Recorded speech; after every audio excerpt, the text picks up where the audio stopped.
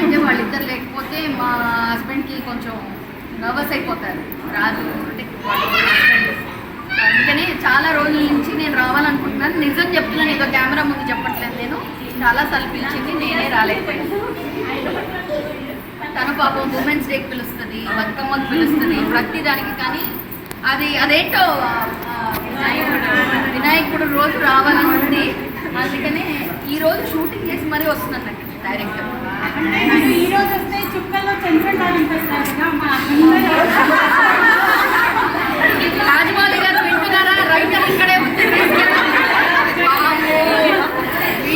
మాట్లాడుతున్నారు. రైటర్ ఉన్నారు ఇక్కడ,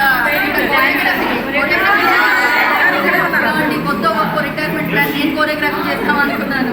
అది కూడా మీకు ఎందుకమ్మా, ఏమవుతున్నాను కదా టీచర్ కదా, వెరీ